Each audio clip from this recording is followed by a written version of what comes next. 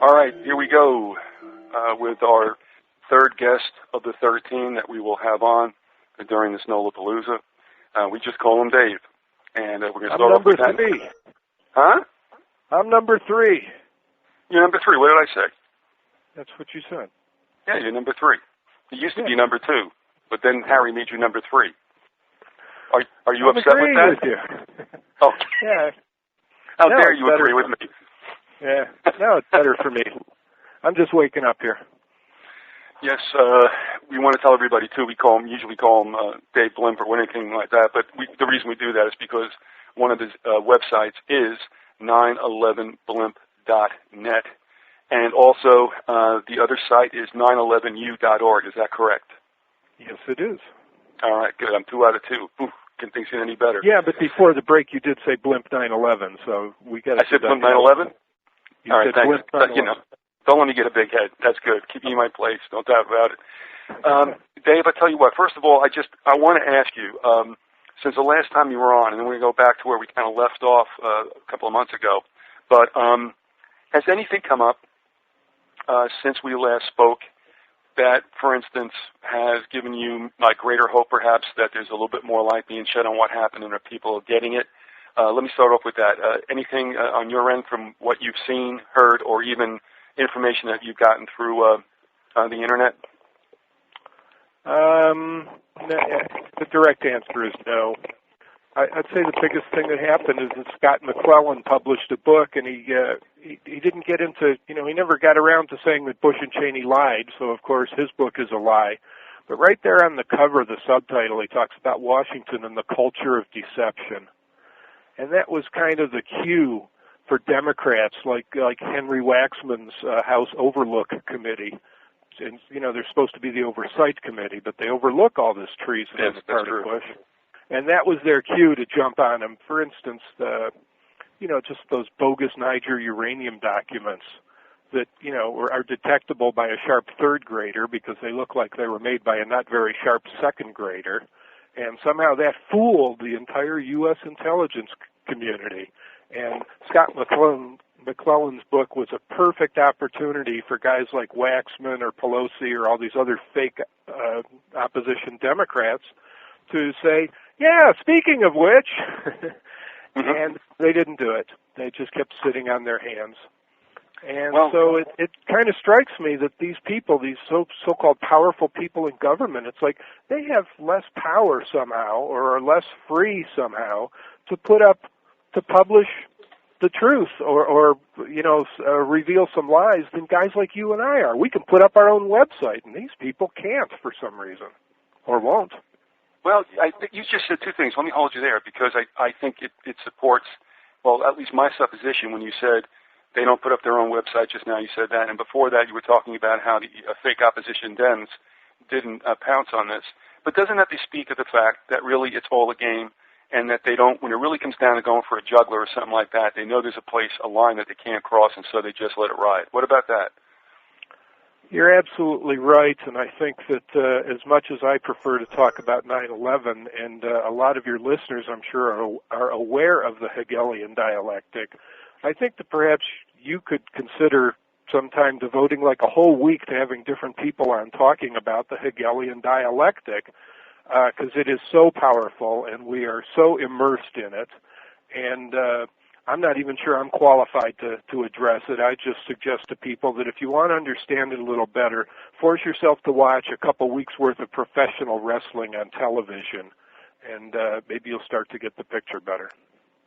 Well, and another thing, and I'm going to say this, and you may not agree with it, but I believe it to be the case, that I think you're probably one of the more prudent and careful and correct and accurate analysts, if you will, researchers, if you will, of the physics of 9/11. I so dislike being wrong. I don't like going beyond what I'm pretty sure is true. Well, no, but because of that, it's almost like you have to be a little outlandish when you see who's out there grabbing the bully pulpit or the mic, or getting all the attention. And I won't mention names just yet. And somehow, some way, you've been able to have been avoided by show hosts and such. And what's your opinion? I think it's not a coincidence. What do you think? Well, I agree with you. I'd say as far as so much of what's going on is disinfo, and so much of disinfo is distraction and diversion. And so the counterpart to who's grabbing the mic and getting all the attention is the thing that kind of I find even more chilling. Is 70 years ago in Germany, scientists and the intellectuals who knew better just complicitly, silently went along with Hitler's lies. And so now when a guy like me can recognize the evidence of molecular dissociation and what that means about the ground zero evidence and what actually must have happened there and why it's so ludicrous to blame it on hijackers and airplanes of sick, I mean, it just put those in quotes. My best friend from high school was we were bridge partners. And he was a class valedictorian, and he's now a NASA scientist. And, all I get from him is, stop emailing me. I'm trying to play dumb here. Go away. And people who I thought I knew and who know better are just going along with it. And so it's the silence that I find the eeriest part, because I'm not the only person who recognizes what I recognize. I'm just one of the very few who's willing to say so. Do you believe that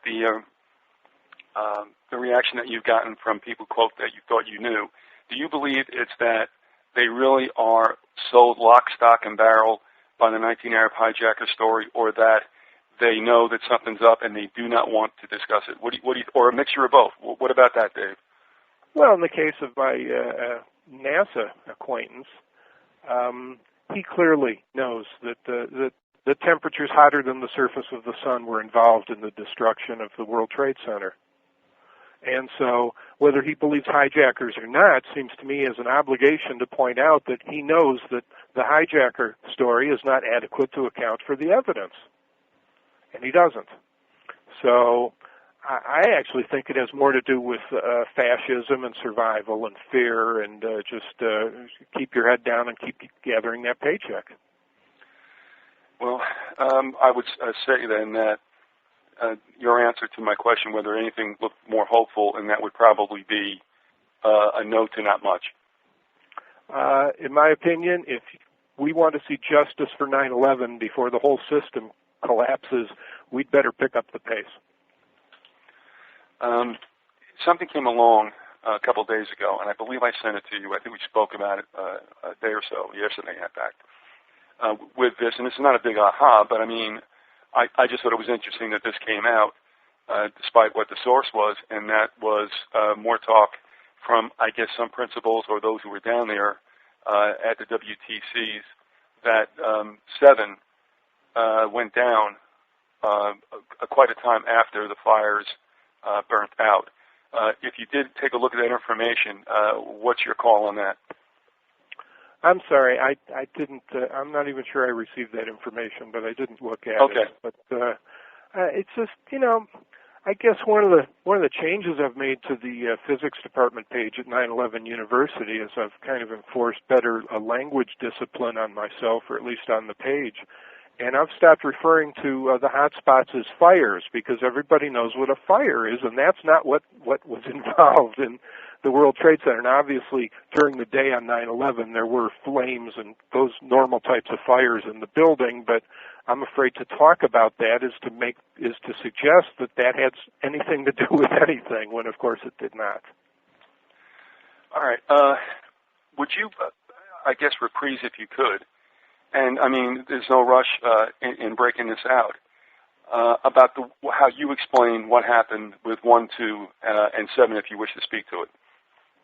Okay, but framing is so important. I must first introduce what I'm about to say as follows. A lot of people, everybody knows the official government conspiracy theory of 9/11, hijackers, planes, jet fuel, fires, gravitational collapse. And that's nonsense. But it's most important to first recognize that's nonsense before talking about alternative possibilities, because otherwise the alternative possibilities are going to serve to distract rare and precious skepticism away from the government's conspiracy theory where it belongs. So I'd just like to point out that, well, if you can go to 911Blimp.net, the second rectangle there is talking about the towers fell too fast. And just imagine if you jumped from an airplane and you had a parachute on and you pull the ripcord and the chute blossoms perfectly. And at that instant, you're supposed to feel this tremendous jerk because you were accelerating and suddenly you'll be decelerating. But imagine you pulled the ripcord and the chute blossomed perfectly and there was no deceleration. You continued to fall at the same rate, even though you had inflated this parachute. There should have been all this drag. And yet there was no drag. Well, that would be unreal. And that's what the government's theory of 9/11 is. It's unreal. It just doesn't pass the basic sniff test. So, and yet, well, okay. Go ahead. No, go right ahead. I'm sorry. Well, you just have to. It's important because when you're immersed in propaganda, it's like you've been brainwashed a little bit. And if you think about 9/11, if you can refer to 9/11 with the word "it," like we all know what it was, then we're thinking of 9/11 in terms of the lies we've been told. And so it's hard to think about things logically and correctly if you're thinking about them in terms of things that are not real. So I just encourage people that first it's important that you must disabuse yourself of all these beliefs in jet fuel and fires and hijackers and commercial airliners hitting the buildings and gravitational collapses, because that's all the cover story.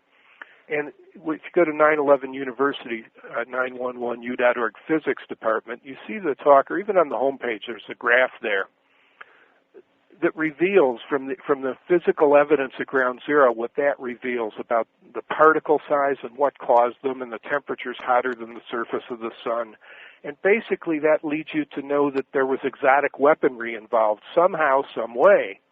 And once you realize that, you figure, well, whoever did this, whatever it was, whatever this means, if they're going to use some kind of secret weapons or anything along those lines, they're probably not going to be sitting there crossing their fingers hoping that Muslim hijackers don't chicken out and that they're competent enough to do the job. You couldn't leave it up to human error once you understand that 9/11 is at this level. And so it kind of takes several iterations between breaking down all those lies that you think that your head is full of, and then you go back and look at it without those lies clouding your vision. And so after several iterations, you get a better picture not only of what 9/11 was not, but then you can start to understand what it was. And basically what it was is we presume gravity was in effect on that day at that time.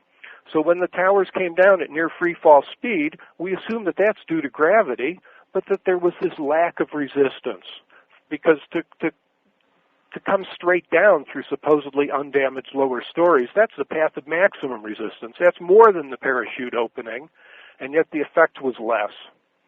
And so obviously there was no resistance at the instant of the collapse. Those lower stories, which had supported the upper stories for 30 years, suddenly gave up the ghost. And were no longer solid, and were no longer supporting structural columns or structural members or elements.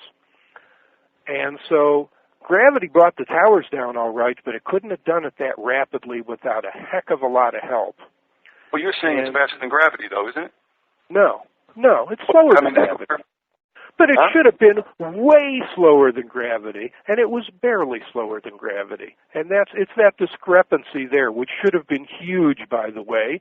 The question is, if gravity was bringing the towers down because a few floors suddenly vanished and the upper floors could get a running start and fall unopposed for, say, 20 or 30 or 40 or 50 feet and somehow cause this pancaking thing, the question is, would that have taken minutes or hours or days or forever?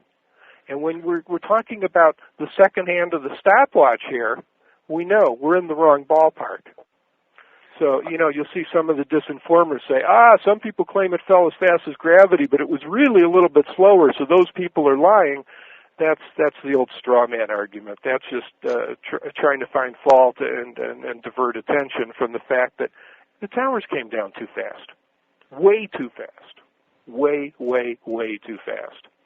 It's like the chute opened and nothing slowed it down. You know, and first of all, I've got a question, but I don't want to keep it to myself, so I just want to say, let me get through this, and then, folks, if you want to, I got a number of comments and questions here, Dave, that have come through different, venues, IMs and emails. And I also want to tell you, folks, don't be shy. You want to call, do so. It's 888-333-9009. And again, when you do call, if you're not called before, when you do, you won't hear a screener, but when you hear the show through your phone, you're in, and we know you're there, and I will get to you. Here's my question before I'd like to get to some of these other comments and questions as well. I don't think I ever asked you this, and I guess I can say it's an assumption on my part, although I don't think it's really a stretch, and that if they were going to sell, or let's not say they're going to sell. Let's say, in fact, those towers were capable of being melted. Wouldn't we have seen, and I hate to use this word, I know it's unscientific, but a sloppy collapse, imperfect? It would seem to be that substances were more likely to stick to one another and resist going down in that kind of cascade. Well, yeah, but I kind of hang on the meaning of words sometimes. You said melted. I mean, if they were melted, there would have been pools of molten steel there at the bottom, not little teeny tiny particles of dust everywhere. Because we've all seen building failures and collapses and even explosions and bombings before. We've never seen such prodigious production of dust like that before. So, yeah, fine, okay, so something melted the buildings, except the evidence doesn't suggest that at all. The evidence suggests that they were turned to tiny particles. And I guess, last time I was on, one of your callers asked me about some gravimetric 3D device or something and flying machines, and I can't rule that out, but the reason that I talk about plasma and temperatures hotter than the sun on the physics department page at 911u.org is because we have this proof of concept at the website startech.net.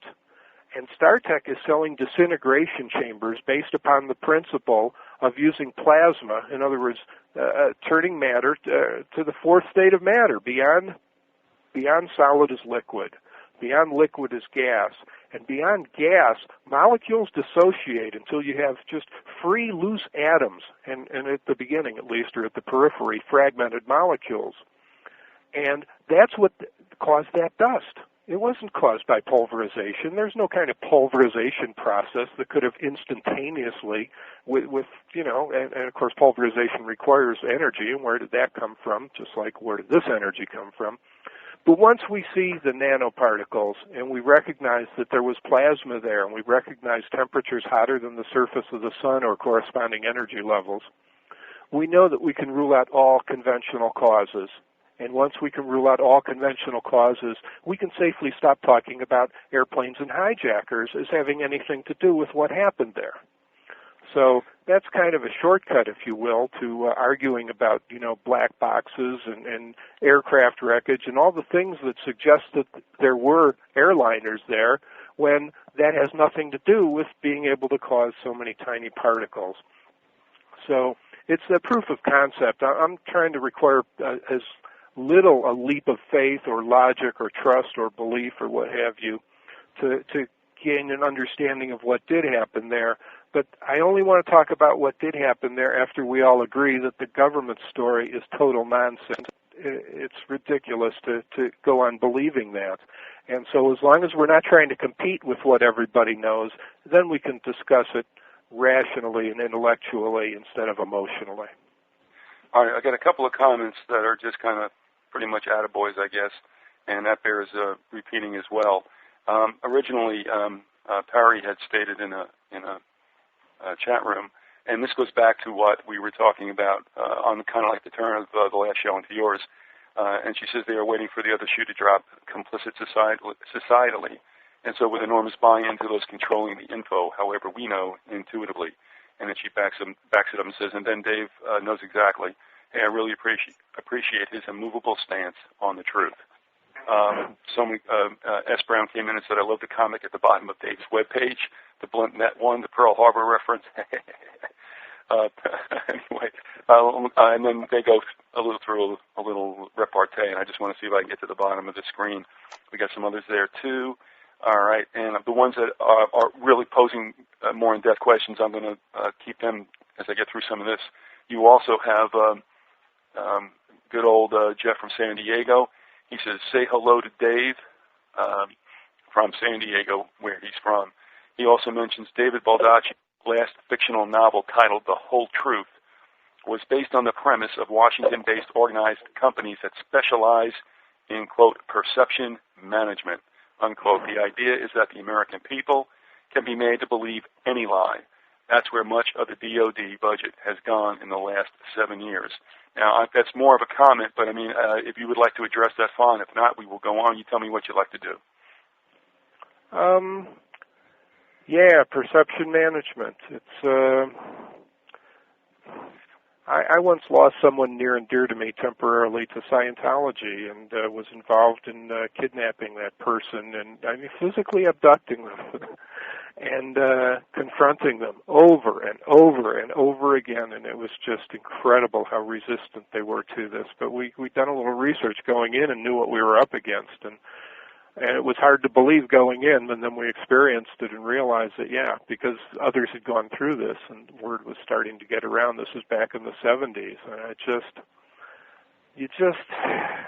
part of it is you have to harden yourself, but you have to know what to harden yourself against. And certain buzzwords, certain hot button words are used to manage our perceptions. And as you learn to recognize these, you have to kind of program, at least for me, I program myself internally, and when I hear certain words like planes and hijackers, I just bristle. I can't even help myself anymore. I hear the word, and it's like I sometimes will respond verbally before the person can get the next syllable out, and I need to stop you right there, pal, sort of thing.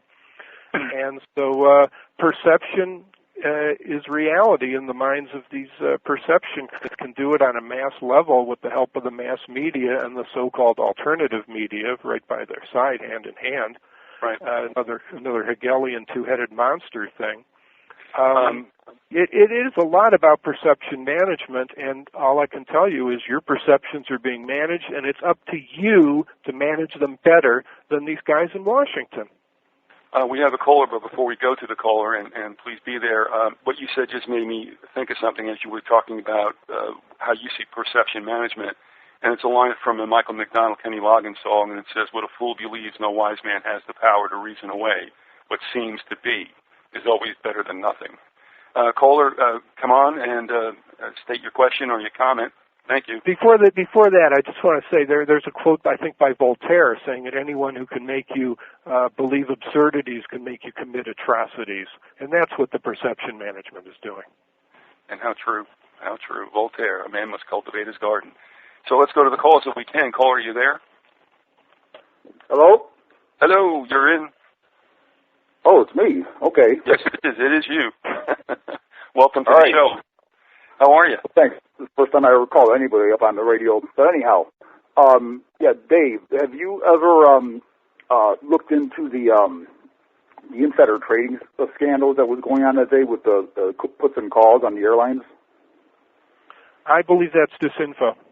That's a red herring. It's a red herring because as long as the government's talking about United and American and the people who supposedly oppose the government lies of 9/11 are talking about United and American, that perpetuates the false impression that 9/11 was about United and American.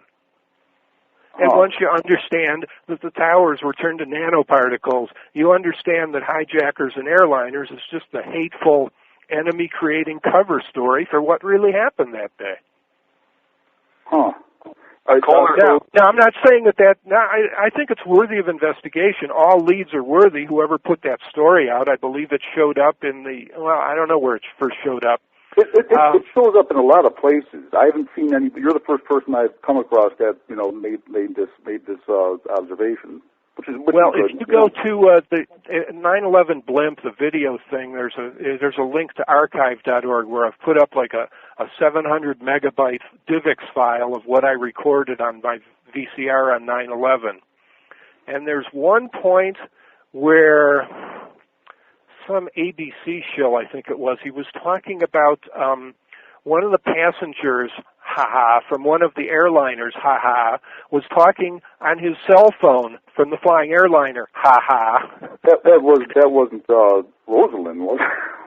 Well, I don't remember who it was. You'll see it on the tape if you follow it. But anyway, and in fact, I actually used that at the 9/11 University. I have the clip at the Lies Predicated Upon Lies page. That's course DR115.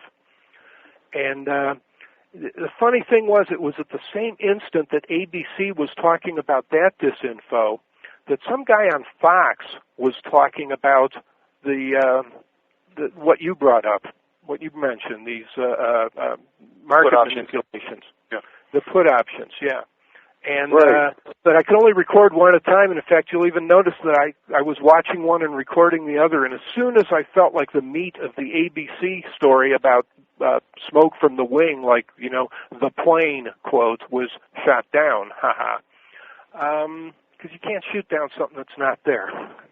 Well, right.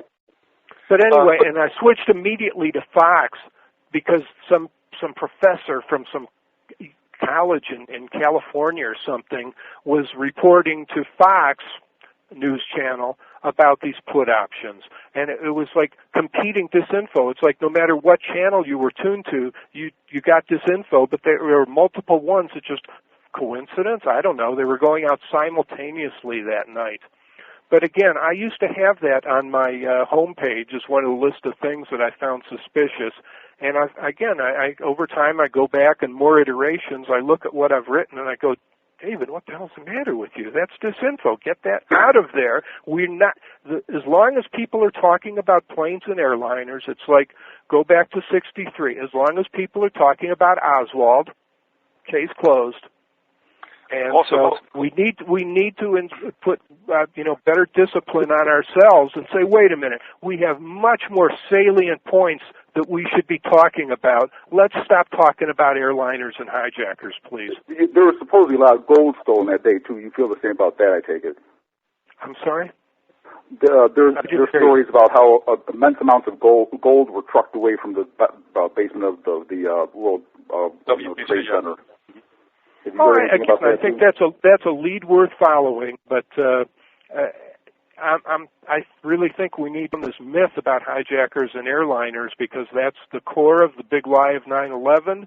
That's the only way to bring down the big lie of 9/11, and I think that's the only way to engender enough domestic civilian blowback to ever make a difference. So, but I agree. I think there was a lot of gold in the World Trade Center. I think a lot of it disappeared, but I don't have a way to get a handle on that. I don't want to talk about that because there are more salient points that people can fact-check me on and go, hey, wow, it didn't seem possible, but it looks like Dave was right about that. And when I talk about the gold, I don't know how to fact-check that.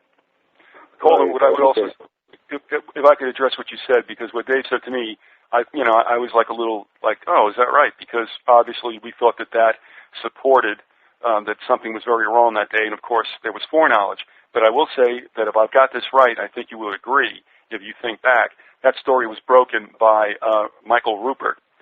And right, it was Rupert. And instantly, that's like the original weirdo. Well, you see, this is it. If it did happen, fine. He came out with it first and fastest, and that gave him a lot of instant credibility. But then if you look at what Rupert did afterwards by being a minion for the peak oil, and then supposedly he was leaving the country and all this other stuff, now you start to wonder, I think that's, not that I have to interpret what Dave said, and he's not asking me to do that, but if you go down these tributaries, they all take you away from the physics of 9/11. And if you can break down to people that what happened, according to the government, was a physically impossible situation, then they're confronted with no other thing to believe except we got lied to and the government was at the base of it. So I understand how you felt originally, but when you realize it was attached to Rupert and what Rupert's behavior has been like since then, you got to wonder if we got suckered. And of course with Rupert, who obviously was, in retrospect at least, was disinfo, you don't even have to go as far-flung as oil or anything like that. The point is Rupert was telling people not to worry about the physical evidence at ground zero, but he's talking about the gold there. Yeah, I got his book. It's a pretty decent book. There's a lot of info in it. But and I'm sure there's a lot of great info in it. But keep in mind, you can't have good disinfo without good info, because if something is all false, people see right through it. Right.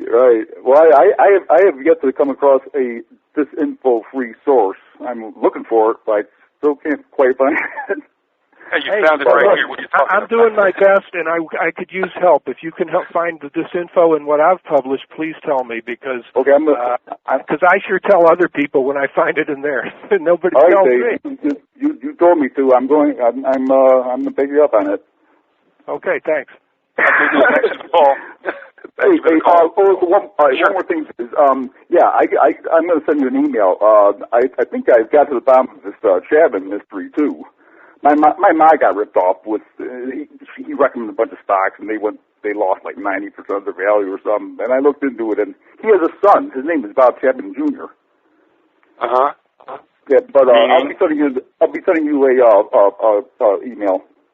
Well, I look at the financial stuff in rather broad strokes, and I think that perhaps one of the biggest things was that the stock market, or maybe things were headed for a fall already, and definitely. This was a good diversion, and then when things fall, you just blame it on the diversion. Caller, I will tell you this, that even if he has a son, Bob Chapman Jr., and I've been around some of these sites like GoldSeek who have him on and defend him, the point of the matter is Chapman came on, I guess, an RBN show a couple of days ago, and a listener from Toronto who alerted me to something was going very badly wrong with Chapman's predictions, deliberately so after being decent. Right. In the SEC complaint, anyway, they defined Chapman as a publisher of a newsletter.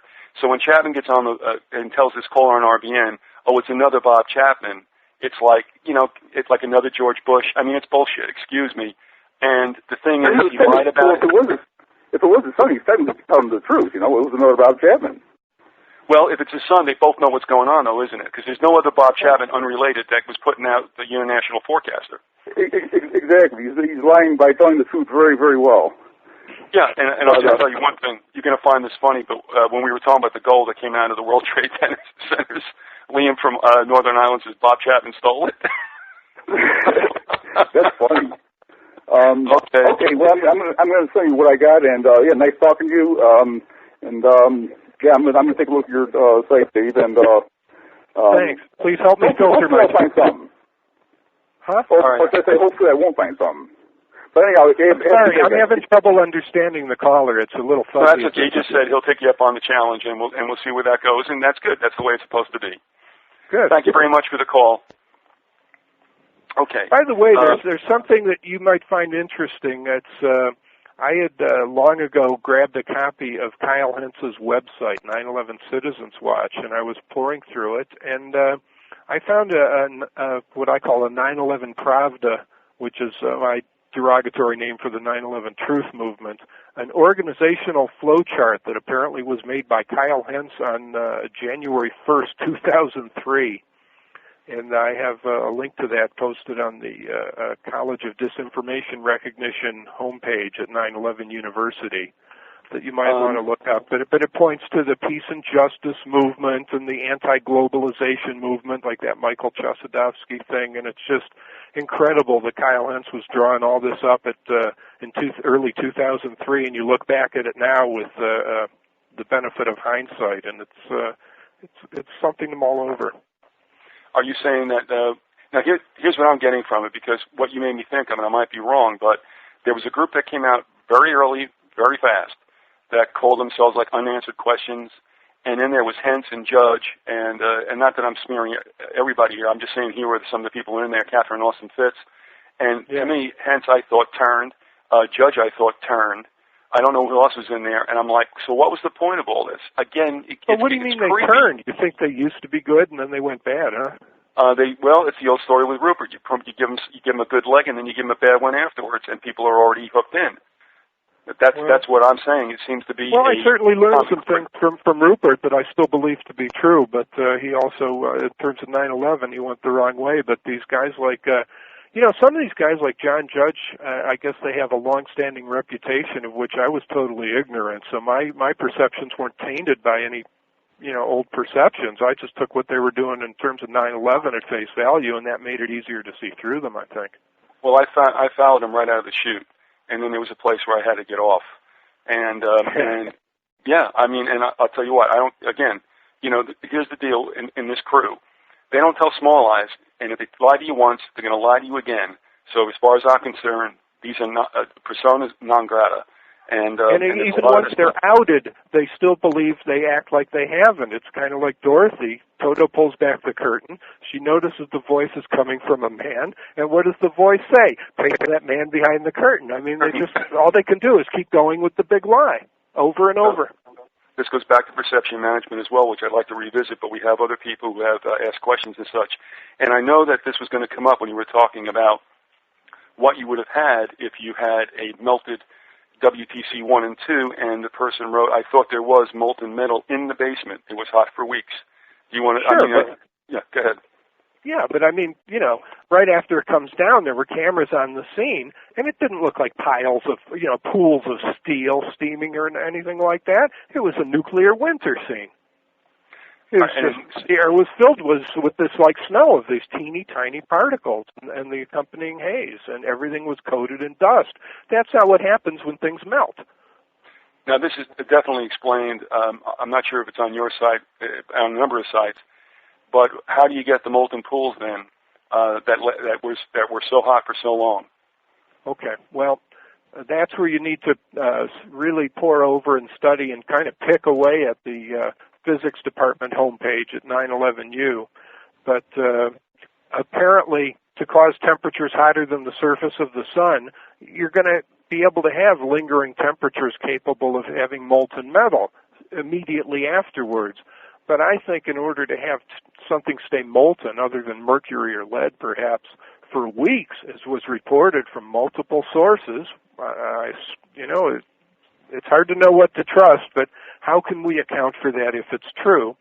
And to me, I think that this is an indication of some high-tech duds, some things that were supposed to go off and produce temperatures hotter than the surface of the sun all at once, and instead, because that is so difficult, what Department of Energy liar Stephen Jones claims is impossible, I claim is merely very difficult, and the fact that we have these hot spots that remain for weeks or months afterwards indicates that these devices did not go off with 100% success, and that some of them were smoldering, instead of just total flash, like the temperatures like the center of the sun, they just sat there and smoldered like temperatures closer to the surface of the sun for weeks. And that's my best guess as to what happened. But, of course, I don't want to, my guess of what happened to compete with a false belief of what happened, and it's not a fair fight. You got to understand, first we rule out what didn't happen. Then, if we want, we can talk about what did. But, of course, the bottom line is that the hijackers' airplane's jet fuel cover story is wholly inadequate to account for this evidence, this observation. And so we need to reject hijackers. We don't need to have a contest about what happened there. While it would be nice to know exactly what happened, and that would make it easier to rule out the impossible, we can rule out the impossible anyway. It's like when the magician saws the woman in half and puts her back together unharmed. You don't have to know how the trick was done in order to know that it was a trick. Also, we had a response from somebody out there, David, again from California, said, Judge definitely turned. He wound up poo-pooing any hint of controlled demolition. I was completely baffled by it. That's what I was talking about, so thank you for that. Okay, but keep in mind, I even think controlled demolition is a limited hangout, because that brings to mind, old Las Vegas hotels and stuff where you put in little explosive charges just enough to destroy the vertical column simultaneously, and it comes straight down into its own footprint. And so obviously what we saw at Ground Zero was similar to that in many ways, but goes beyond it in very important ways that makes it impossible to go on blaming Muslim hijackers. We got a resonant comment in the Knollapalooza chat room that said John Judge, and definitely turned. He wound up poo-pooing any reference to controlled demolition. For a guy as steeped in the machinations of conspiracy behind JFK as he is, I found this totally inconsistent, which it is, but isn't it interesting? Again, just like Rupert gives you something, Judge gave you something, and he also was a little bit more I guess, honest about the Pentagon. But again, you get something good, and then you're in, and then he takes you down another road. We have another comment. It said, I'd like to comment on the first comment. What's that? For John Judge to turn means he used to be good and then he was bad. And the fact that he used to talk about conspiracy theories about JFK is not good. Because, again, that's trying to, speculate on what did happen instead of just saying, wait a minute, we know that this Oswald story is bullshit. Let's reject it. But as long as you try and compete with the BS, you keep the BS in full force. You keep it standing. You keep it afloat. And so I'm not sure whether John Judge was ever on the side of the good guys. Well, that could very well be. It could be that they didn't turn. They could have been jaded or compromised before they went in. It or just willingly became more obvious after 9/11 when his controlled demolition and his Pentagon Flight 77 nonsense that everybody knows is nonsense. Also, I'm trying to put together two comments. We have from Randy. He said 9/11 equals shock and awe? ? First stage. It's also it was also a deadly high-tech magic show. Said first stage psych conditioning for state of war, new American century goal of Pearl Harbor-like event, and that's certainly what it is. We also have another comment, and I don't know to whom this is addressed. Crispy says, ask Stephen Los Alamos Jones about this. I'm not sure what about this means, so Crispy, if you want to come in and tell me exactly what you're referring to, I'll pass that along to Dave if you wish me to. All right? I've talked to Stephen Jones, not for a couple of years, though. And he told me he had these dust samples. I don't know he's talked about them, and he said he was going to fire up the Brigham Young University scanning electron microscope and take some pictures. And he said he thought it was fair to, provide me with the data since I was the one who suggested it to him. And as late as, I think it was April 22nd, 2006, he said something about how his assistant, Jeff, I think his name was, had prepared the samples and I'd hear back from him in a week, and I never did. And but of course I'm not sure I'd trust any data from that guy anyway, because he does seem to be, it seems like he has a 20-year history or more of working for the Department of Energy and showing up and proudly, broadly, loudly proclaiming that fusion without fission is impossible. And meanwhile, the literature and the technology keeps advancing and advancing to the point where we know he's lying about that. So, yeah, there's lots to ask Stephen Jones about. All right, I've got a question, but before I do, I want to throw this back to Parry, who mentioned this in the Knollapalooza chat room, and that is there are reports of metal from and or in the area that has lost its integrity. Harry, if you want a response to that, could you be more specific about what the area is, what we're talking about, and I'm assuming the WTCs, but maybe be more specific. We'll pose that to Dave.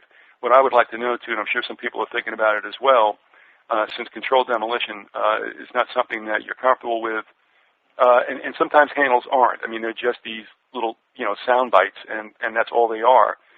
But could you define what your vision of what took place constitutes?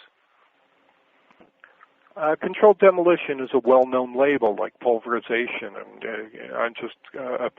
that's how the perception management works. You can apply a label or a pronoun to something and refer to it as if it's real and true, and it sort of slips through the cracks that way.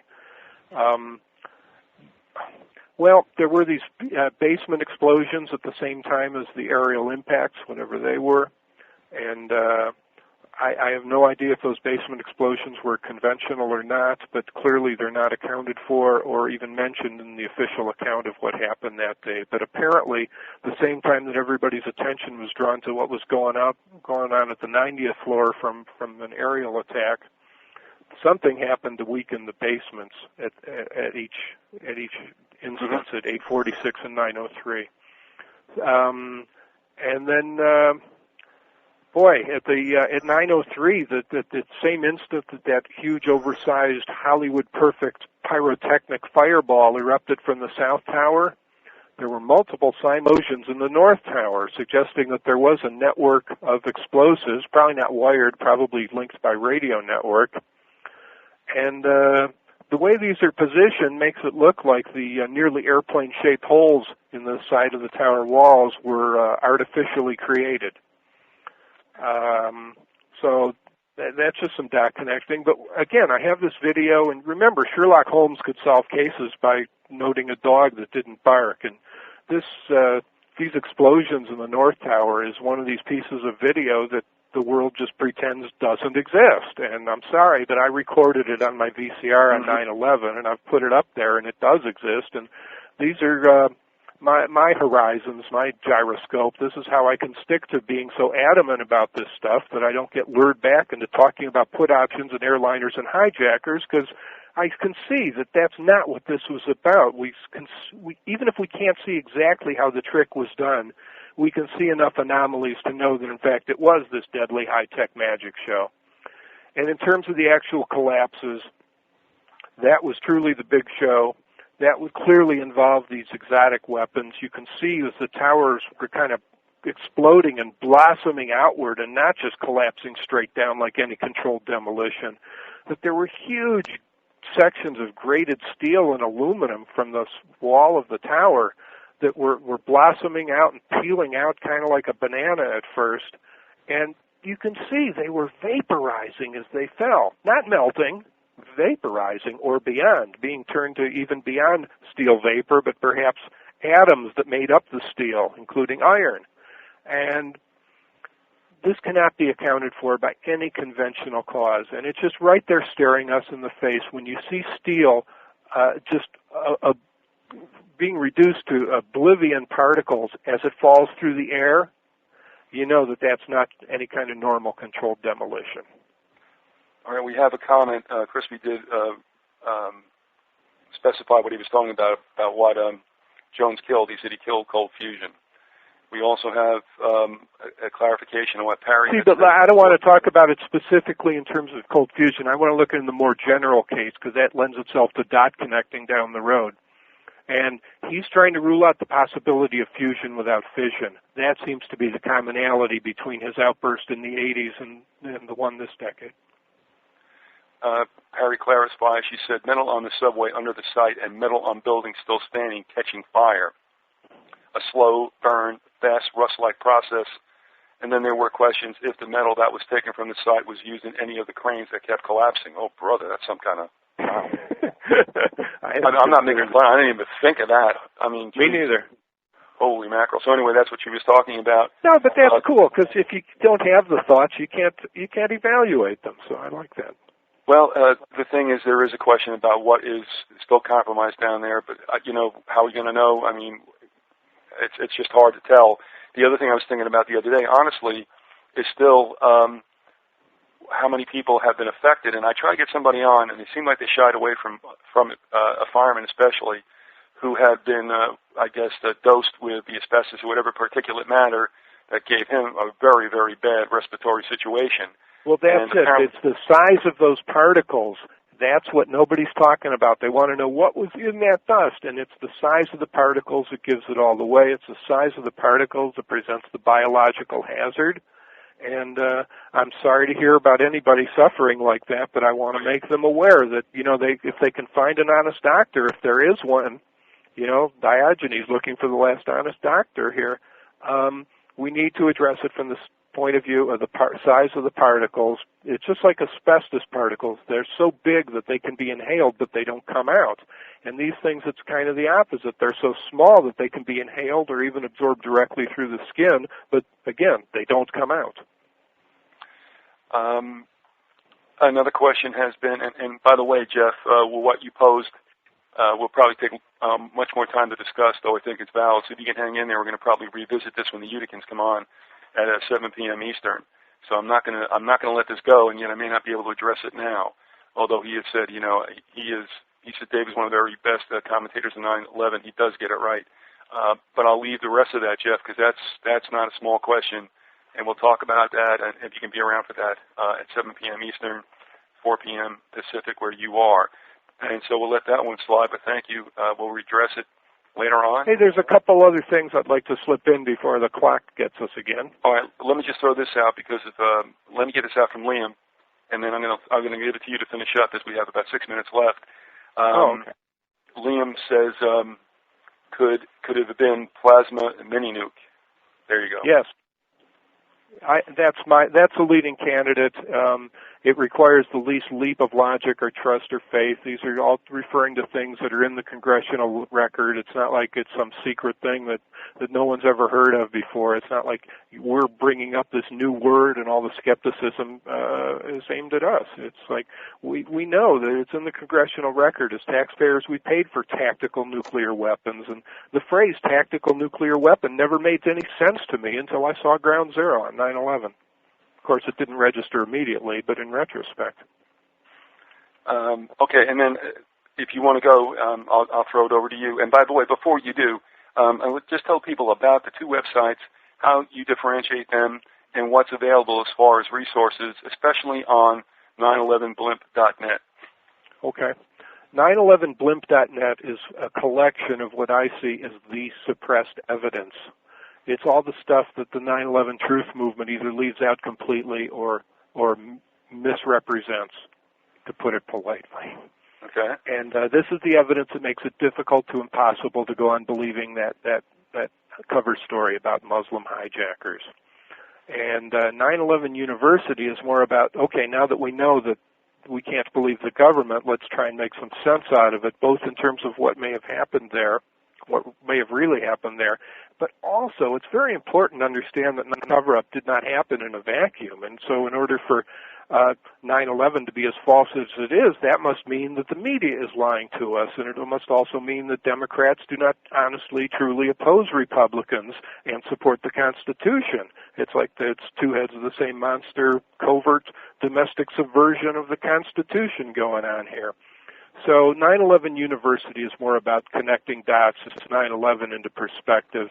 9/11Blimp is more like a 9/11 evidence site, but an honest one that says, we're not going to talk about things that support what the government says. It's had plenty of airtime, those lies. We just need to talk about the few things that make it impossible to believe that mountain of lies. And so it doesn't try and be comprehensive. It doesn't try and compete in size or scope with other websites. It says, these are 6 things that you really got to look at, and then sleep on it before you go on talking about airliners. At the top, you asked me about anything happened that gives us hope. And one thing, and I've actually added to the list here on the homepage, is I've mentioned how no heads ever rolled for 9/11. Because a few weeks ago, we had the 2 top guys at the Air Force were canned for a series of security lapses in which no humans were killed. And yet 9/11 was the worst defensive military failure in U.S. history. And no heads ever rolled. And that's another way you know that 9/11 is bogus. And I think that, it's the big picture stuff, that it's too easy to get caught up looking at the trees and you miss the forest. Well, the other thing go ahead. No, go ahead, Dave. Shoot. That's okay. The other thing I want to make sure I get in before we run out of time is you and I have both talked about Bush's statements where he says he saw the first tower getting smacked before he entered the classroom that morning. And I have what I think is the best web page in the world that talks about that. But for the 4th, I changed it, and it now headlines Bush's other quote. The one that's less meandering, more direct, and more. It makes it easier to catch the content instead of just hating Bush because you're listening to his voice again.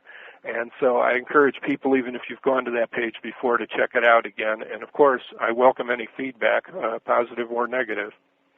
And of course, they can get you. And the last thing, I just want to tell people that all this talk about Homeland, the Department of Homeland Security, just remember that the phrase defending the homeland rings true to most Americans, the same way the phrase defending the fatherland rang true to most German citizens 70 years ago. Yeah, and I just wanted to ask you that people can get to you via email, and that link is on the site, so there'll be no problem there, right? Right. The 911Blimp site has a contact page, a contact form, and there's various email addresses at 911 University you can use. All right. And I want to thank you very much for being with us, Dave. And I just want to tell folks that some of your comments that address the 9/11 situation would be just as valid as well as we run out of time with Dave, but we'll have the Uticans on for 9/11 Truth, and that's going to be, fair game there. So if we don't do please it now, please ask Dave McGowan about Kevin Gilbert. Kevin Gilbert. Okay, I'll do that. I got that down. I know why. Okay. All right. Again, folks, this has been Dave. The two websites, 911blimp.net, 9/org. Thanks for being with us. Also, we're going to have you come back because I got about 4 or 5 questions I never got a chance to ask. So if you don't mind, we'll probably see you if it's okay in a couple of weeks. Great. All right. Thanks for being with us, and we'll see you soon. Have a safe holiday. All right. Have a good time. All right. Bye-bye, Dave.